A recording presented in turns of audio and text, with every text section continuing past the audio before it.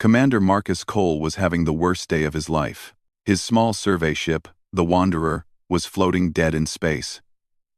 The engines had failed 2 hours ago. The backup systems were not working. And now, strange lights were appearing outside his window. Marcus had spent 20 years in the United Earth Space Corps. He had seen strange planets. He had met unusual creatures. He had survived accidents that should have killed him, but he had never seen lights like these before. They were purple and gold, spinning around his ship like a living storm. "What the hell is this?" he whispered to himself. Before he could do anything, the lights grew brighter. So bright that Marcus had to close his eyes. He felt his body being pulled, like invisible hands were grabbing him from all directions. There was no pain, but there was fear, a lot of fear. Then, everything stopped. Marcus opened his eyes slowly. He was no longer on his ship. He was standing in a room so large that he could not see the walls. The ceiling was somewhere far above, hidden in soft blue light. The floor under his feet was made of crystal that glowed with gentle colors. And all around him, thousands of tall figures stood in perfect silence, watching him. Marcus felt his heart beating very fast. These beings were not human. They were tall, almost 3 meters high. Their skin was smooth and shiny, changing colors like the surface of a soap bubble. They had 4 arms each, and large eyes that seemed to hold the light of distant stars. Nobody moved. Nobody spoke. Then Marcus saw the throne. It was at the far end of the room, rising from the floor like a frozen wave. It seemed to be made of the same crystal as the floor, but older somehow, more powerful. And sitting on this throne was the most beautiful and terrifying creature Marcus had ever seen. The Queen. She was different from the others. Her skin glowed with soft silver light. Her 4 eyes were the color of deep space, filled with countless tiny stars. When she looked at Marcus, he felt like she could see everything about him. Every memory, every fear, every hope. "You are the one called human," she said. Her voice did not come from her mouth. It appeared directly in Marcus's mind, like a thought that was not his own. It was gentle, but powerful, like the sound of ocean waves in a cave. Marcus tried to speak, but his throat was dry. He swallowed hard and tried again. "I am Commander Marcus Cole," he said. His voice sounded small in this giant room.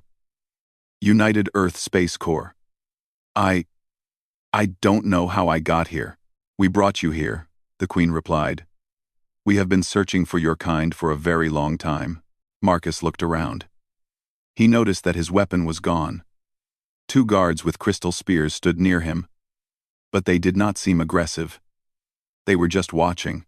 "Am I a prisoner?" Marcus asked. The Queen made a sound that might have been a laugh. It was soft and musical, but also sad somehow. "No, human, you are not a prisoner. You are something far more important to us." She stood up from her throne. Her movements were smooth, like water flowing. "You are an answer to a prayer." She began walking down the steps toward him. The other beings in the room moved aside, creating a path for her. Marcus noticed that some of them were trembling. Were they afraid of their own queen, or were they afraid of something else? "I don't understand," Marcus said. "I'm just a survey commander. I map stars and planets. I'm nobody important." "You are human," the Queen said, as if that explained everything. "That makes you more important than you can imagine." She raised one of her 4 hands. The air in front of Marcus began to shimmer, and then images appeared. They floated around him like ghosts made of light. He saw planets burning, beautiful worlds covered in fire and smoke. He saw ships being destroyed. Elegant crystal vessels, like the ones these beings probably used, being torn apart by something dark. He saw death, so much death. And then he saw something else, something huge and dark, moving between the stars like a shadow come to life. It had no real shape. It was more like a feeling than a thing, a feeling of emptiness, of ending, of nothing. "The hollowing," the Queen said, and Marcus heard fear in her voice. Real, deep fear. "It comes every 50,000 years. It destroys all life that has grown too bright. It feeds on civilizations. And it is coming, now. Marcus stared at the images. His mind was trying to understand what he was seeing. That's terrible, he said slowly. But what does this have to do with me? Your technology is obviously much better than ours. If you can't fight this thing, how can we help? The Queen stopped in front of him. She was close enough now that Marcus could smell something like flowers and electricity coming from her. We have watched many species try to fight the hollowing, she said. They all failed. The hollowing learns. It adapts to every weapon, every strategy. It becomes immune to everything that is used against it. She paused. But we discovered something strange when we studied your kind. What? Marcus asked. The hollowing has never faced a species like yours before. A species that changes so quickly. A species that refuses to stay the same. Her 4 eyes locked onto his too. You adapt, human. In ways that should be impossible. In ways that we have never seen in 300,000 years of watching the galaxy. Marcus felt a chill run down his spine. Not from fear this time, but from understanding. You want us to fight for you, he said. The Queen shook her head slowly. No, Marcus Cole. We want you to teach us how to survive. The images around them faded. The room fell silent again. And Marcus stood there. One small human. Facing an ancient queen and her dying civilization. He had no idea what to say, but somewhere deep inside him, something was waking up, something stubborn, something that refused to accept impossible situations, something very, very human. 3 days passed since Marcus arrived on the alien world. The Vethkari, as they called themselves, treated him like a special guest. They gave him a beautiful room with large windows that showed the crystal city below. The bed adjusted itself to fit his body perfectly. The food they brought was strange but delicious. Everything was designed for his comfort. But Marcus could not relax. He felt like a bug under a microscope. Everywhere he went, Vethkari watched him. They studied how he walked, how he ate, how he breathed. They were learning about humans by observing him. On the 3rd day, a young Vethkari came to his room. Her name was Sevalise, and she had been chosen to be his translator and guide. The Queen has asked me to answer your questions, Sevalise said. Her voice in his mind was softer than the Queen's, like gentle rain. I will tell you everything you want to know. I will tell you everything you want to know. Marcus had many questions. He started with the most important one. Tell me about the hollowing, he said. Everything. Sevalise's skin flickered with dark colors. Marcus was starting to understand that their skin showed their emotions. Dark colors meant fear or sadness. The hollowing is not just an enemy, Sevalise explained. It is more like a force of nature. A terrible storm that comes again and again. She waved her hand, and images appeared in the air between them. Marcus saw a map of the galaxy, with thousands of tiny lights representing civilizations. Every 50,000 years, it wakes up. Sevalise continued. It comes from the center of the galaxy. It moves outward, destroying everything in its path. It does not just kill, it absorbs. It takes the bodies, the technology, the knowledge of every species it destroys, and it uses these things to become stronger. Marcus watched as lights on the map went dark, one by one. In the last 100 years, 17 civilizations have gone silent, Sevalise said. 17 entire species, billions upon billions of lives, all gone. That's horrible, Marcus whispered. But I still don't understand. Your technology is incredible. You pulled me across 12 light years in seconds. How can you not fight this thing? Sevalise was quiet for a moment. Her skin became very pale. That is the tragedy of our people, she finally said. We are too perfect. Marcus frowned. Too perfect? How can that be a problem? Sevalise walked to the window and looked out at the crystal city. The Vethkari achieved our current form 300,000 years ago, she said. Our bodies, our minds, our technology, everything was optimized to perfection. We stopped changing because we believed we had reached the highest level of existence possible. She turned back to Marcus. Her eyes were filled with something he recognized. Shame. We cannot adapt anymore, she continued. Our brains are fixed. Our responses are programmed by centuries of tradition. When something new happens, when a threat appears that we have not seen before, we break. Our minds cannot handle it. Marcus tried to understand. It was like meeting someone who had practiced the same dance for 1,000 years. They could do that one dance perfectly, but if you asked them to dance to different music, they would fall apart. The hollowing learns from every attack, Scifi explained. Every weapon we use, it becomes immune to. Every strategy we try, it predicts and defeats. To win against the hollowing, we would need to constantly change, to create new ideas, new tactics, new ways of fighting. But we cannot do this. We are locked in our perfection. She pulled up more images.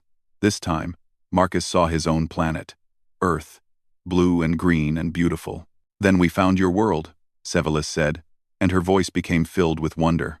We watched your species for a long time, and we could not believe what we were seeing. What do you mean? Marcus asked. You are only 200,000 years old, Scifi said. That is like a baby to us. But in that short time, you have transformed yourselves completely. Again and again and again. Images flashed around Marcus.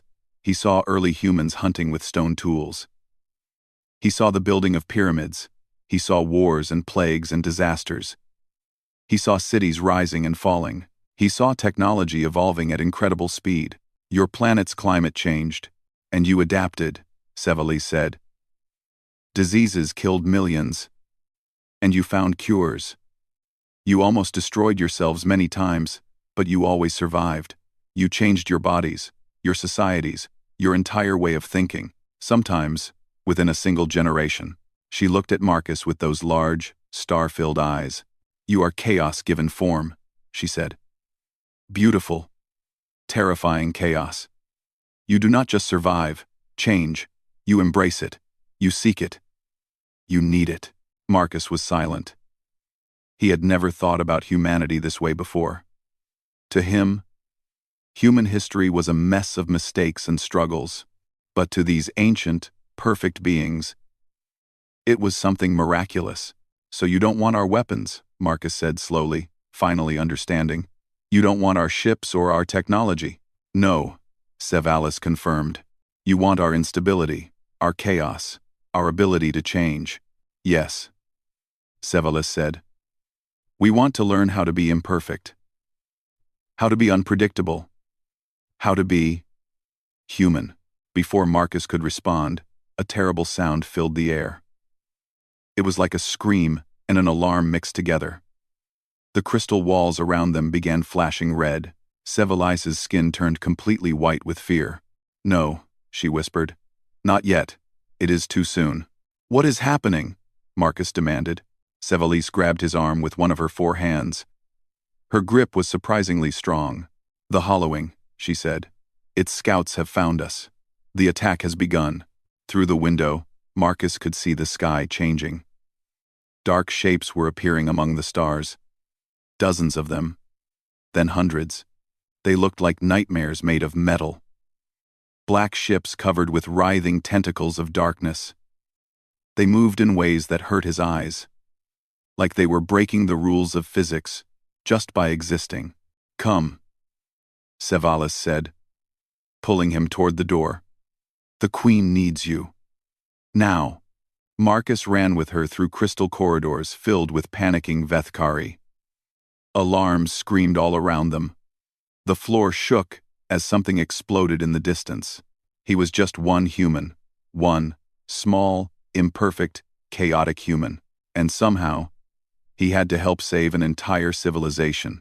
Marcus and Scifi ran through the crystal corridors as the world shook around them. Explosions echoed in the distance. The beautiful walls cracked and flickered. Vethkari were running in all directions, their skin flashing with colors of panic and fear.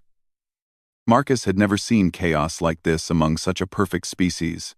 They reached the command center deep inside the palace. It was a massive circular room filled with floating screens and holographic displays. Hundreds of Vethkari officers worked at strange consoles, their four hands moving quickly over controls made of light. The Queen stood in the center of it all. She was watching a giant display that showed the battle happening in space above their world. Marcus stopped and stared at the screen. What he saw made his blood run cold. The Vethkari fleet was beautiful. Crystal ships that looked like frozen music, moving in perfect formations. They fired weapons of pure light that could destroy mountains. They were elegant and powerful and precise, and they were dying. The hollowing ships were the opposite of beautiful. They were black and twisted, covered with moving parts that looked like hungry tentacles. They seemed wrong somehow, like they did not belong in normal space. Marcus watched a Vethkari formation attack. The crystal ships moved together perfectly, firing at the same moment, hitting the same target. 3 hollowing ships exploded into darkness. Then something terrible happened. The next wave of hollowing ships changed. They shifted their formation slightly. They adjusted their shields. And when the Vethkari tried the same attack again, it did nothing. The weapons that worked perfectly 1 minute ago were now completely useless. They learned, Marcus whispered. They learned that fast?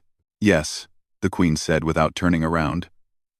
The hollowing absorbs information instantly. Every tactic works only once. Every weapon can only surprise them a single time. Marcus watched another formation of Vethkari ships try a different approach. This time, they attacked from multiple angles. It worked beautifully. 12 hollowing ships were destroyed. 30 seconds later, the hollowing adapted again. The next Vethkari formation, using the same tactic, was completely wiped out. Your admirals, Marcus said, moving closer to the Queen. They need to change their strategies. They need to do something unexpected. The Queen finally looked at him. Her face was calm, but her eyes held deep pain. They cannot, she said. Our admirals have trained for 600 years. Their tactics are programmed into their minds. They cannot think differently. When they try to change, their thoughts become confused. They make mistakes. They freeze. Marcus understood now. The Vethkari were not just fighting the hollowing. They were fighting their own nature. Their perfection, the thing they were most proud of, was now their greatest weakness. He watched another wave of crystal ships get destroyed. Each one carried thousands of Vethkari lives. Something changed inside Marcus. Something that had been sleeping woke up. It was anger. It was determination. It was that stubborn human spirit that refused to accept defeat. Give me a ship, he said. Everyone in the command center stopped. Thousands of alien eyes turned to look at him. What did you say? The Queen asked. Give me a ship, Marcus repeated. 1 ship and a crew willing to follow my orders. Human orders. An old admiral stepped forward. His skin was dark with anger. This is madness, he said. You are one primitive being from a young species. What can you possibly do that we cannot? Marcus met his gaze without fear. I can do something you cannot, he said. I can make decisions without knowing if they are correct. I can change my mind in the middle of a battle. I can try something stupid, just to see if it works. He pointed at the display showing the dying fleet. That thing out there predicts your moves because you are predictable. Your perfection makes you easy to read. But I am human. I am messy and imperfect and chaotic. He smiled grimly. That thing will never predict what I am going to do, because I don't know what I am going to do until I do it. The command center was silent. The Queen studied Marcus for a long moment. Her 4 eyes seemed to look deep into his soul. Then she spoke in her own language. It was the first time Marcus had heard her voice out loud instead of in his mind. It was strange and beautiful, like singing crystals. Sevalis grabbed his arm. She has given you the Void Singer, Sevalis whispered. Her skin was cycling through colors of fear and excitement. It is one of our fastest warships. And you? Marcus asked. Sevalis took a deep breath. I am assigned to your crew. I will translate your orders and help you understand our technology. The Queen approached Marcus. She placed one of her 4 hands on his shoulder. It was surprisingly warm. "I am trusting you with the lives of 3,000 of my people," she said directly into his mind. "Do not waste them." "I won't promise you a victory," Marcus replied honestly. "But I promise you something. That thing has never faced before." 20 minutes later, Marcus stood on the bridge of the Void Singer. It was beautiful inside. Crystal walls, floating controls, chairs that adjusted to fit his human body. A crew of 3,000 Vethkari watched him with fear and hope in their eyes. Sevalis stood beside him. She would be his voice, his connection to this alien crew. "Tell them to take us into the debris field," Marcus ordered. Sevalis translated. The pilot hesitated. "The debris field is dangerous," Sevalis explained. "Destroyed ships, floating wreckage, unstable energy. Our protocols say to avoid it." "Exactly," Marcus said with a grim smile. "No sane commander would fly in there. That is why we are going in." The crew followed his orders. The Void Singer dove into the chaos of destroyed ships and floating death. The Hollowing watched them enter. It calculated probabilities. It predicted outcomes.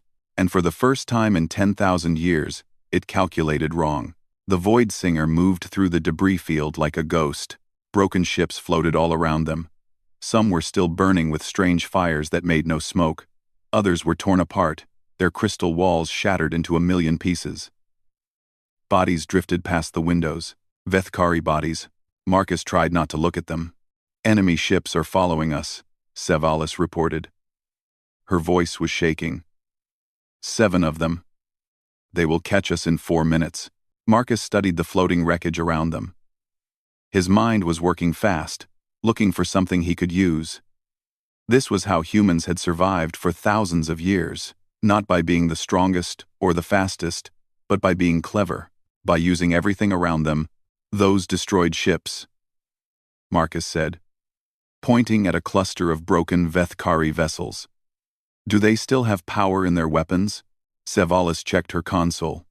"Some of them, yes. But the weapons are damaged. They cannot be fired normally. Can we overload them? Make them explode?" Sevalis's skin flickered with surprise. "Yes. But that would require getting very close.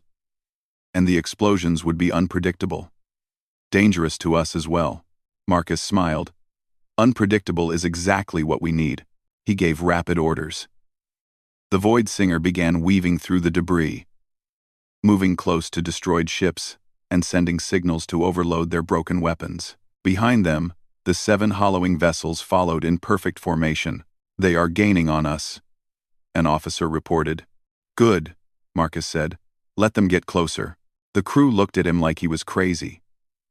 Maybe he was. But crazy had kept humans alive when smarter species would have given up. The hollowing ships entered the debris field. They moved with cold precision, avoiding the floating wreckage easily. Their predictive systems calculated the safest path forward, but they did not predict what Marcus had planned. "Now," Marcus ordered, "detonate everything." The Void Singer sent the final signals.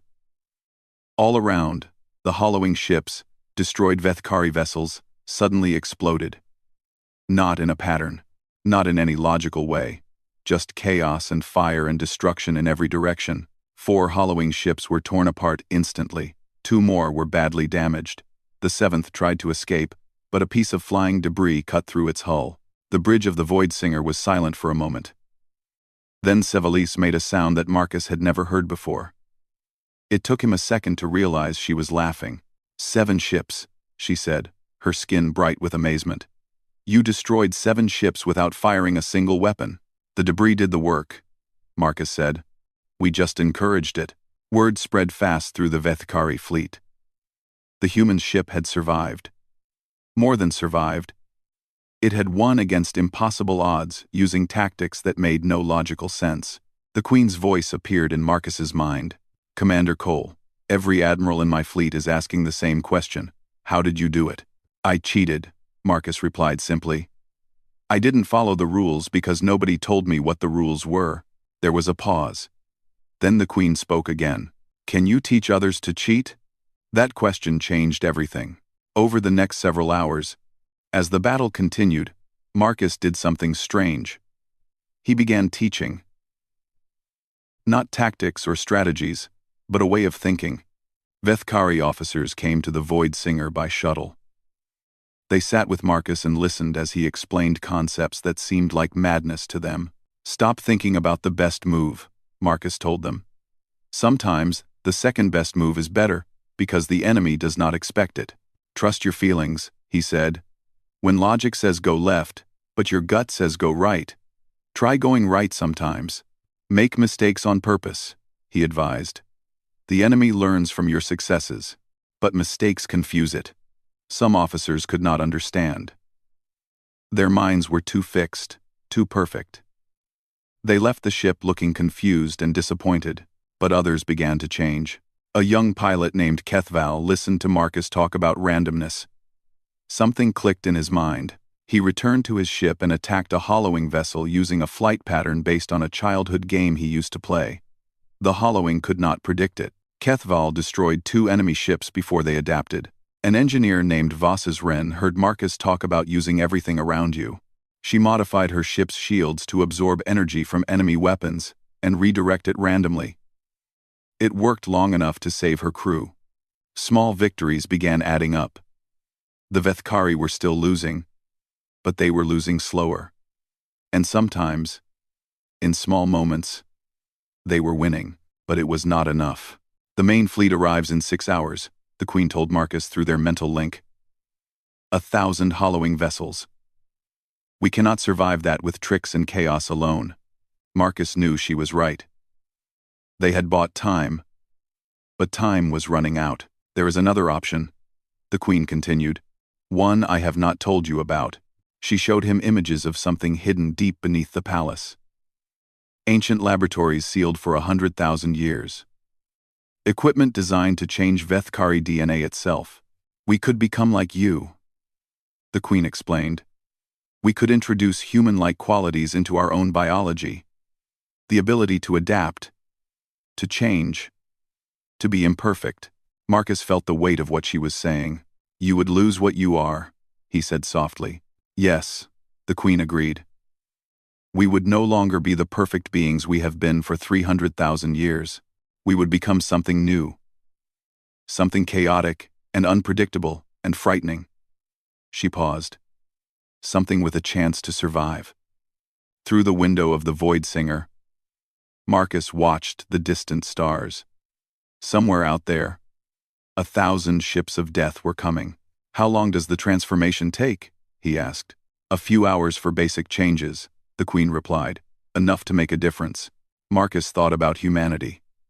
About all the times his species had changed to survive. All the times they had given up comfort and safety to face the unknown. Maybe that was humanity's greatest gift. Not intelligence or strength, but the willingness to become something new when the old ways stopped working. Do it, Marcus said. Change everything. The Queen was silent for a long moment. We will need volunteers, she finally said. Vethkari willing to break themselves for the chance to be rebuilt. Will anyone volunteer for something like that? The Queen's response surprised him. Thousands already have. They have been watching you, Marcus Cole. They have seen what chaos can do. Her voice became soft. You have given them something we lost long ago. What is that? Hope. The transformation chambers deep beneath the palace glowed with ancient light. Marcus stood beside the Queen as thousands of Vethkari volunteers entered the sealed laboratories. These brave souls were about to do something their species had not done in 300,000 years. They were going to change. Sevalis was among the first in line. Are you sure about this? Marcus asked her. She looked at him with her large, star-filled eyes. Her skin was cycling through colors of fear and determination. I have watched you for days, she said. I have seen how your mind works. How you make decisions without knowing the outcome. How you embrace uncertainty instead of running from it. She touched his hand with one of her 4 hands. I want to know what that feels like. One by one, the volunteers entered the chambers. Strange machines hummed to life. Ancient technology began rewriting their DNA, adding human-like qualities to their perfect Vethkari biology. The changes were not dramatic on the outside, but inside their minds, everything was shifting. Neural pathways were becoming more flexible. Thought patterns were becoming less rigid. The chains of perfection were breaking, link by link. They called themselves the Shattered Ones. 4 hours later, the main hollowing fleet arrived. Marcus stood on the bridge of the Void Singer, looking at the display screen. 1,000 dark ships filled the space above the Vethkari homeworld. They moved like a single hungry creature, blocking out the stars. All Shattered Ones, report to your ships, the Queen commanded through the mental link. The final battle begins now. The Vethkari fleet rose to meet the enemy. But this time, something was different. Mixed among the traditional ships were vessels crewed by the Shattered Ones. These ships did not move in perfect formations. They did not follow predictable patterns. They flew like humans. Marcus commanded the Void Singer into battle. Sevala stood beside him, her skin now flickering with colors that had no names in the Vethkari language. The transformation had changed her. She was still herself, but also something new. Enemy ships approaching from the left, an officer reported. In the old days, the officer would have waited for orders, standard protocol, proper procedure. Instead, Sevalis shouted, "Random evasion pattern. Everyone choose your own direction." The bridge crew scattered the Void Singer in an unpredictable spiral. The hollowing weapons missed completely. They had calculated where a perfect Vethkari ship would go. But the Void Singer was no longer perfect. All across the battlefield, similar scenes were happening. Shattered, one pilots made decisions based on gut feelings. Engineers modified weapons in the middle of combat, using ideas that came from nowhere. Commanders abandoned logical strategies and tried crazy things just to see what would happen. Some of those crazy things failed. Ships were lost, lives were ended, but many of those crazy things worked. The hollowing tried to adapt, but the Shattered Ones changed faster. Every time the enemy learned a pattern, the pattern was already abandoned. Every time the enemy predicted a move, a different move was made. The machine intelligence of the hollowing had never faced anything like this. For 10,000 years, it had won by learning faster than its enemies. But these enemies were not trying to be learned. They were embracing chaos itself. Still, the hollowing was vast. For every ship the Shattered Ones destroyed, 3 more took its place. The Vethkari fleet was being pushed back, closer and closer to their homeworld. "We are losing," Sevalis said quietly. "We are fighting better than ever before, but it is not enough." Marcus knew she was right. They needed something bigger, something the hollowing would never expect. An idea came to him, a terrible, beautiful, human idea. "Open a channel to the Queen," he ordered. The Queen's voice filled his mind immediately. "I am here, Marcus Cole. I have a plan," he said. "But it requires something difficult. Something that goes against every instinct of survival." "Tell me." Marcus explained his idea. There was a long silence. "You are asking us to sacrifice ourselves," the Queen finally said. "I am asking you to pretend to sacrifice yourselves," Marcus corrected. "There is a difference. But the hollowing will not know that." Another silence. Then the Queen spoke to the entire fleet. "All ships, listen carefully. We are going to do something that has never been done in the history of our war with the hollowing. We are going to surrender." Confusion exploded across the communication channels. Surrender? The Vethkari had never surrendered. It was unthinkable. "Trust the human," the Queen commanded. "Trust the chaos." The Vethkari fleet stopped fighting. Ships lowered their weapons. They sent signals of surrender on all frequencies. The hollowing paused. In 10,000 years of conquest, no species had ever surrendered to the hollowing.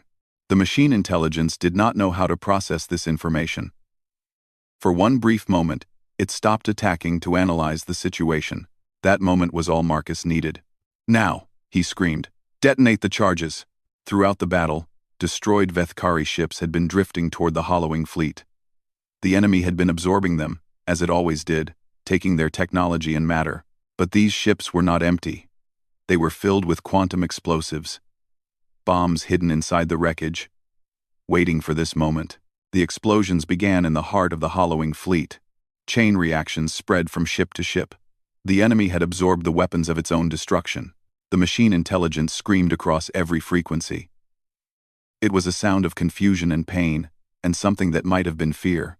Half of the hollowing fleet was destroyed in seconds. The rest began to retreat, fleeing toward the darkness between stars. The Vethkari had won. On the bridge of the Void Singer, Marcus fell into his chair. His hands were shaking. He could not believe it had worked. Sevalis was crying. Tears of light rolled down her color-changing skin. "You did it," she whispered. "You beautiful, chaotic, impossible human. You did it." 3 days later, Marcus stood in the throne room once more. The queen approached him. She looked different now. She had taken the transformation herself, joining the shattered ones. Her skin flickered with new colors, and her eyes held something that had not been there before. Joy. True, imperfect, chaotic joy. "You have broken us," she said softly. "And in breaking us, you have saved us." Marcus smiled.